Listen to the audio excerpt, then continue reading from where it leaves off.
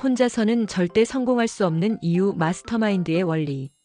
성공은 결코 우연의 산물이 아닙니다. 그것은 안개 속에 감춰진 신비로운 힘도 소수에게만 허락된 행운도 아닙니다. 성공은 시대를 초월하여 거장들의 살 속에서 반복적으로 증명된 명확한 원리의 결과물이며 마치 눈 위에 찍힌 발자국처럼 선명한 흔적을 남깁니다. 이 이야기의 여정은 한 세기 전 철강왕 앤드루 카네기가 젊은 작가 나폴레옹 힐에게 던진 위대한 질문에서 시작되었습니다. 카네기는 힐에게 당대 최고의 성공한 인물 500여 명을 인터뷰하여 그들의 삶을 관통하는 보편적인 성공, 철학을 정립해달라는 일생일대의 과업을 맡겼습니다. 오늘 여러분과 함께 나눌 이야기는 바로 그 수십 년간의 연구와 분석을 통해 벼려낸 성공의 불변 법칙들입니다. 여러분은 오늘 단순히 위인들의 일대기를 배우는데 그치지 않을 것입니다. 에디슨의 작업실에서, 카네기의 회의실에서, 그리고 독립선언서에 서명하던 건국의 아버지들의 결의에 찬 회의실에서 어떤 힘이 작용했는지 목격하게 될 것입니다. 이제 불가능을 현실로 만들었던 거장들의 비밀스러운 작업실로 여러분을 초대합니다. 첫 번째 원리, 명확한 목표. 모든 위대한 성취의 첫걸음이자 성공 철학의 가장 중요한 초석은 명확한 목표입니다. 목표가 없는 사람은 어디로 가야 할지 모른 채 그저 파도에 몸을 맡긴 배와 같습니다. 연료와 엔진이 아무리 강력해도 정해진 항구라는 목적지가 없다면 그저 망망대해를 표류하다 좌초할 뿐입니다. 모든 에너지를 한 곳으로 모아 불을 일으키는 돋보기의 초점처럼 명확한 목표는 당신의 모든 재능과 노력을 한 방향으로 집중시켜 폭발적인 힘을 창조합니다. 에드윈 씨, 반스라는 남자의 이야기를 들려드리겠습니다. 에드윈 씨, 반스는 돈도 인맥도 변변한 학력도 없는 가난한 젊은이였습니다. 하지만 그에게는 다른 모든 것을 압도하는 단 하나의 자산이 있었습니다. 바로 토머스 에디슨의 사업 파트너가 되겠다는 불타는 듯한 명확한 목표였습니다. 그는 이 목표 하나를 품에 안고 몰래 화물 열차에 올라타 에디슨이 있는 뉴저지 웨스트 오렌지로 향했습니다. 허름한 행색의 그가 에디슨의 연구실에 나타나 "저는 에디슨 씨의 사업 파트너가 되기 위해 왔습니다라고 당당히 말했을 때 대부분의 사람들은 그를 미친 사람 취급했을 것입니다. 하지만 에디슨은 그의 눈빛에서 평범하지 않은 결단력을 읽었고 그에게 연구실 바닥을 청소하는 미미한 일자리를 주었습니다. 수많은 사람들이 그 미미한 일자리를 현실의 냉혹함으로 받아들였겠지만 반스에게 그 빗자루는 단지 바닥을 쓰는 도구가 아니었습니다. 그것은 그의 명확한 목표를 향한 첫걸음이었고 매일 밤 연구실을 쓸며 그는 물리적인 먼지가 아니라 자신의 목표와 현실 사이를 가로막는 의심과 불확실성을 쓸어내고 있었습니다. 그의 마음속에서 그는 이미 에디슨의 직원이 아니라 기회를 기다리는 파트너였습니다. 5년이라는 긴 세월이 흘렀습니다. 어느 날 에디슨의 영업사원들은 에디폰이라 불리는 새로운 발명품을 보고 비웃었습니다. "누가 저런 기계를 사겠어?" 라며 모두가 판매를 꺼렸습니다. 바로 그 순간 다른 모두가 장애물을 보았을 때 반스는 기회를 보았습니다. 그는 에디슨에게 달려가 외쳤습니다. "제가 팔 수 있습니다." 그는 정말로 그것을 해냈습니다. 다른 모두가 불가능하다고 외면했던 기계를 성공적으로 판매했고 이 성과를 바탕으로 마침내 에디슨의 유일한 사업 파트너가 되어 전국적인 판매 계약을 맺었습니다. 그는 엄청난 부를 이룩했고 훗날 에디폰 기계에 새겨진 "에디슨과 반스가 만들다라는 슬로건을 현실로 만들었습니다. 성공은 막연한 소망이 아니라 반드시 이루겠다는 명확하고 구체적인 목표에서 시작됩니다. 반스가 가졌던 것은 단순히 부자가 되고 싶다는 희망이 아니었습니다. 그는 에디슨의 파트너라는 구체적인 목표를 설정했고 그 목표가 그의 모든 생각과 행동을 지배하도록 했습니다. 이처럼 불타는 목표는 평범한 사람에게 비범한 기회를 알아보는 눈과 그것을 붙잡을 용기를 부여합니다. 두 번째 원리, 포기하지 않는 끈기. 명확한 목표를 세웠다 하더라도 그 길에는 수많은 장애물과 일시적인 패배가 기다리고 있습니다. 그렇다면 무엇이 성공하는 사람과 실패하는 사람을 가르는 결정적인 차이를 만드는 것일까요? 목표를 세우는 것이 배의 항로를 정하는 일이라면 끈기는 어떤 폭풍우를 만나도 항로를 벗어나지 않고 나아가는 엔진의 힘과 같습니다. 나폴레옹 힐이 수천 명의 실패를 분석한 결과 실패의 원인은 재능의 부족이나 기회의 부재가 아니었습니다. 성공과 실패를 가르는 결정적 단 하나의 균열은 바로 끈기의 부재에서 발생했습니다. 성공한 사람들은 일시적인 패배를 겪을지언정 그것을 영원한 실패로 받아들이지 않습니다. 다비라는 남자의 이야기입니다. 다비는 금광 열풍에 휩쓸려 금을 캐기 위해 서부로 떠났습니다. 끈질긴 노력 끝에 그는 마침내 반짝이는 광맥을 발견했고 친척과 이웃에게 돈을 빌려 최신 채굴 장비를 마련했습니다. 곧 그들이 콜로라도에서 가장 풍부한 금맥 중 하나를 발견했다는 소식이 돌아왔습니다. 백만장자가 되는 것은 시간 문제처럼 보였습니다. 하지만 바로 그때 금맥이 갑자기 사라져버렸습니다. 그들은 미친 듯이 다시 파기 시작했지만 금맥의 흔적은 보이지 않았습니다. 그 순간 다비는 심리적 항복을 선언했습니다. 더 이상 금이 없다는 전문가의 말 한마디에 그는 자신의 모든 꿈과 노력을 포기하고 헐값의 장비를 고물상에게 넘기고 말았습니다. 그러나 장비를 사들인 고물상은 달랐습니다. 그는 광산 기술자를 불러 다시 조사를 의뢰했습니다. 기술자는 금맥이 사라진 것이 아니라 단층선 때문에 잠시 끊겼을 뿐이며 다비가 파던 곳에서 단 3피트만 더 파면 다시 나타날 것이라고 말했습니다. 고물상은 그의 말을 믿었고 거대한 금맥을 발견하여 수백만 달러를 벌어들였습니다. 다비는 이 뼈아픈 경험을 통해 절대 포기하지 않는다는 교훈을 얻었고 이후 보험 판매원으로 전향하여 이 교훈을 실천했습니다. 수많은 거절에도 그는 나는 금맥을 3피트 앞에 두고 포기했지만 고객이 아니오라고 말한다고 해서 포기하지는 않을 것이다라고 다짐했습니다. 이 끈기 덕분에 그는 매년 100만 달러 이상의 실적을 올리는 소수의 엘리트 보험 판매원이 되었습니다. 토머스 에디슨의 이야기도 빼놓을 수 없습니다.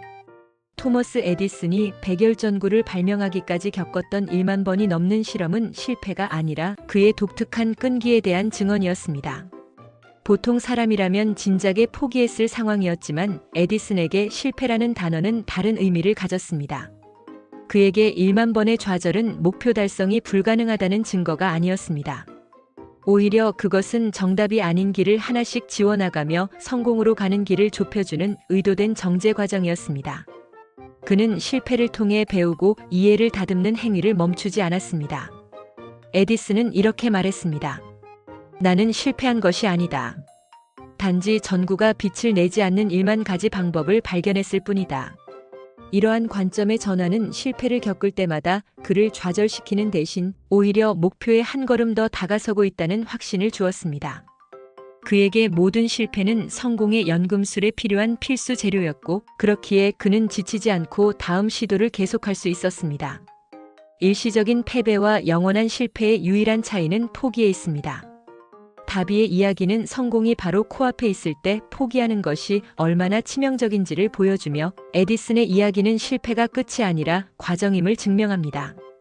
위대한 성공은 항상 마지막 한 번의 시도를 더하는 끈기에서 비롯됩니다. 세 번째 원리 역경 속에 숨겨진 기회.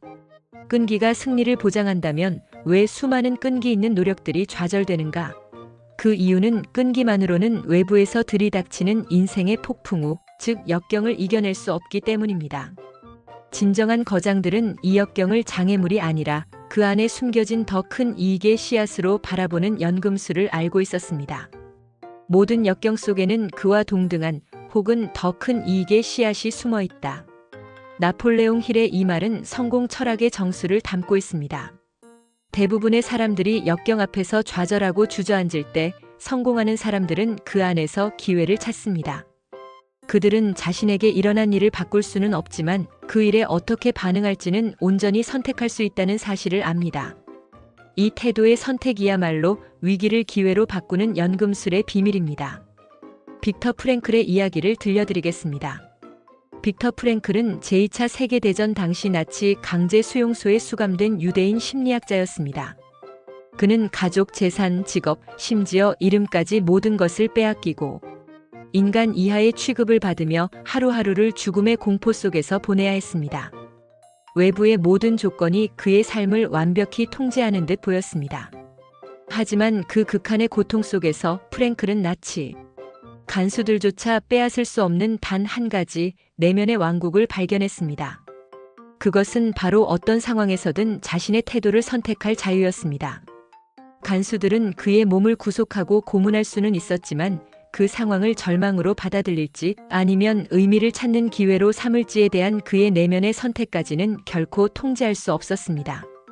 이 깨달음은 그에게 궁극의 인간적 자유를 안겨주었고 절망에 굴복하는 대신 고통 속에서 의미를 찾고 희망을 선택하는 적극적인 정신 활동으로 그를 이끌었습니다. 이 정신적 선택이 그가 끔찍한 수용소 생활을 견디고 살아남을 수 있었던 강력한 기반이 되었습니다. 그는 역경 그 자체가 아니라 역경에 대한 우리의 반응이 우리의 삶을 결정한다는 것을 온몸으로 증명했습니다. 마크 블랙의 이야기도 있습니다. 마크 블랙은 선천성 심장병을 앓고 태어나 23세의 심장과 폐를 동시에 이식하지 않으면 2년 안에 죽을 것이라는 시한부 선고를 받았습니다. 그의 앞에는 절망 외에는 아무것도 없는 듯 보였습니다. 기적적으로 이식 수술을 받고 살아난 그는 자신이 얻은 두 번째 삶을 이전과는 완전히 다르게 살기로 결심했습니다. 그는 자신의 가장 큰 약점이었던 역경을 오히려 경쟁 우위로 바꾸는 연금술을 시도했습니다. 모두가 불가능하다고 말렸지만 그는 마라톤에 도전하기로 결심했습니다. 이식받은 심장과 폐를 가지고 달리는 것은 상상조차 하기 힘든 고통이었지만 그는 포기하지 않았습니다. 그리고 마침내 그는 마라톤을 완주하는 데 성공했습니다. 그의 이야기는 장애물이란 우리가 그것을 어떻게 인식하느냐에 따라 성장을 위한 최고의 발판이 될 수 있음을 증명합니다. 그는 자신의 역경을 더 큰 목적과 열정을 위한 연료로 사용함으로써 약점을 가장 강력한 강점으로 전환시켰습니다. 우리가 통제할 수 없는 것은 우리에게 닥치는 상황이지만 우리가 온전히 통제할 수 있는 것은 그 상황에 대한 우리의 태도입니다. 이 태도의 선택이 바로 역경을 기회로 바꾸는 열쇠입니다. 프랭클과 블랙은 외부 환경이 우리의 삶을 결정하는 것이 아니라 내면의 선택이 운명을 창조한다는 위대한 진리를 보여줍니다. 네 번째 원리 보이지 않는 것을 믿는 힘. 이처럼 역경을 기회로 바꾸는 긍정적인 태도는 결국 보이지 않는 가능성을 믿는 강력한 힘, 즉 신념에서 비롯됩니다. 신념은 단순한 희망이나 긍정적인 생각과는 차원이 다릅니다. 그것은 아직 존재하지 않는 대성당을 청사진만 보고도 이미 완성된 것으로 믿는 건축가의 마음과 같습니다. 이 확고한 정신 상태는 생각의 에너지를 물질적 현실로 바꾸는 강력한 화학 작용제와 같습니다. 눈에 보이지 않고 손에 잡히지 않더라도 그것이 반드시 이루어질 것이라는 절대적인 믿음은 잠재의식의 명령을 내리고 우주에 보이지 않는 힘을 움직여 기적과 같은 결과를 만들어냅니다. 프랭크 건솔러스 목사의 이야기입니다. 젊은 목사 프랭크 건솔러스에게는 가난하지만 재능 있는 청년들을 위한 대학을 설립하겠다는 원대한 꿈이 있었습니다. 하지만 그의 주머니에는 단 한 푼의 돈도 없었습니다. 어느 토요일 오후 그는 자신의 서재에서 일주일 안에 $1,000,000를 마련하겠다는 흔들리지 않는 결단을 내렸습니다. 바로 그 순간 언젠가 대학을 세우고 싶다는 막연한 소망은 나는 $1,000,000를 손에 넣을 것이다라는 구체적인 신념으로 바뀌었습니다. 다음 날 아침 그는 강단에 섰습니다. 그의 설교는 평소와 달랐습니다. 그는 자신이 세울 대학의 모습을 눈앞에 그려보는 듯 생생하게 묘사했고 그 꿈에 대한 자신의 모든 열정과 신념을 청중들에게 쏟아냈습니다. 그의 목소리에는 단 한치의 의심도 없었으며 마치 $1,000,000가 이미 확보된 것처럼 확신에 차 있었습니다. 설교가 끝나자 당대 최고의 부호 중 한 명이었던 필립 아머가 조용히 그에게 다가와 말했습니다. 목사님의 설교에 깊은 감명을 받았습니다. 내일 아침 제 사무실로 오시면 대학 설립에 필요한 $1,000,000를 드리겠습니다. 건솔러스는 단 36시간 만에 꿈에 그리던 $1,000,000를 손에 쥐었습니다. 그가 한 일은 자신의 마음속에서 할 수 있을까? 라는 의심을 반드시 해낸다. 는 확고한 신념으로 바꾼 것뿐이었습니다. 찰스 M. 슈왑의 이야기도 들려드리겠습니다. 앤드루 카네기 밑에서 일하던 젊은 임원. 찰스 슈왑은 당시 분열되어 있던 철강 산업을 하나로 통합하는 거대한 아이디어를 떠올렸습니다. 하지만 이를 실현하기 위해서는 당대 최고의 자본가인 JP 모건의 투자가 절실했습니다. 어느 날 저녁 뉴욕의 한만찬회에서 슈왑은 모건을 포함한 금융계 거물들 앞에서 90분 동안 연설할 기회를 얻었습니다. 그의 연설에는 단지 논리적인 사업 계획만 담겨 있었던 것이 아니었습니다. 그 안에는 자신의 아이디어가 반드시 성공할 것이라는 절대적인 신념과 세상을 바꾸겠다는 뜨거운 열정이 녹아 있었습니다. 청중들은 그의 아이디어만큼이나 그 아이디어를 전달하는 그의 불타는 신념의 힘에 압도되었습니다. 그의 신념에 찬 모습에 깊은 인상을 받은 JP 모건은 그 자리에서 역사적인 결단을 내렸고, 이는 곧 세계 최대의 철강 기업인 US 스틸의 탄생으로 이어졌습니다. 슈왑의 성공은 아이디어의 독창성만큼이나 그 아이디어를 현실로 만들 수 있다고 믿게 만든 신념의 힘 덕분이었습니다. 신념이란 마음속의 목표가 이미 달성되었다고 보고 느끼고 믿는 정신 상태입니다. 이것은 잠재의식에 내리는 가장 강력한 명령이며, 이 명령을 받은 잠재의식은 보이지 않는 힘을 움직여 우리가 원하는 것을 현실 세계로 끌어당깁니다. 건솔러스와 슈왑은 단순한 아이디어를 판매한 것이 아니라 그 아이디어를 감싸고 있는 자신의 확고한 신념을 판매한 것입니다. 6번째 원리 마스터마인드. 하퍼 박사가 인간의 심리를 꿰뚫어 보았듯 위대한 성공은 결코 혼자의 힘으로 이루어지지 않습니다. 아무리 위대한 상상력이라도 다른 마음과의 협력 없이는 그 힘이 제한될 수밖에 없습니다. 개인의 지식과 능력에는 명백한 한계가 있습니다. 그러나 성공한 사람들은 이 한계를 뛰어넘는 비밀을 알고 있었습니다. 바로 마스터마인드 원리입니다. 이 원리는 2명 이상의 사람이 완벽한 조화 속에서 명확한 공동의 목표를 위해 지식과 노력을 결합할 때 개개인의 힘의 합을 초월하는 제3의 보이지 않는 강력한 힘이 생성된다는 개념입니다. 마치 여러 개의 배터리를 직렬로 연결하면 전압이 높아지듯 조화롭게 연결된 마음들은 상상 이상의 시너지를 발휘합니다. 앤드루 카네기의 이야기입니다.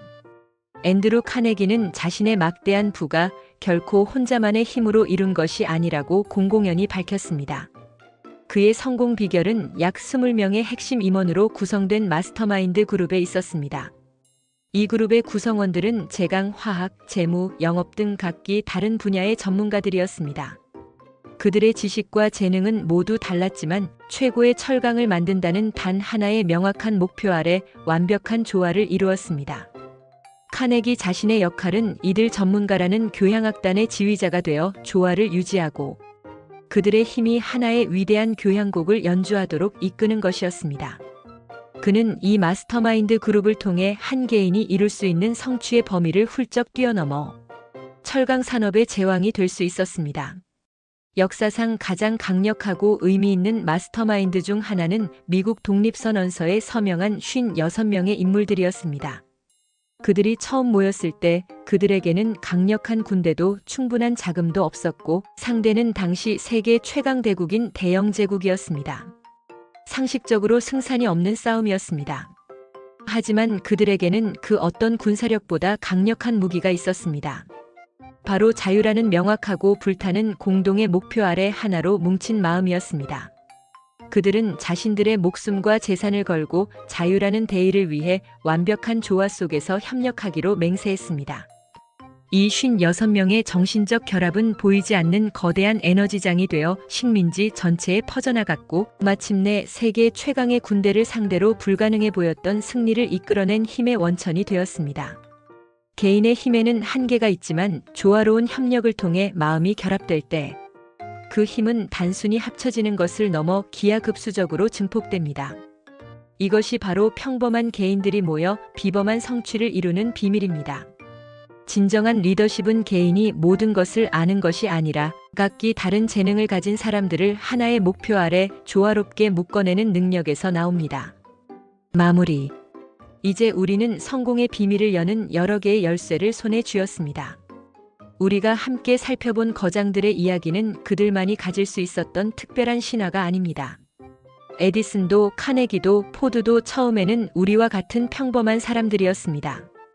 그들에게는 단지 남들이 무시하고 지나쳤던 보편적인 원리들을 자신의 삶에 비범하게 적용하는 지혜와 용기가 있었을 뿐입니다.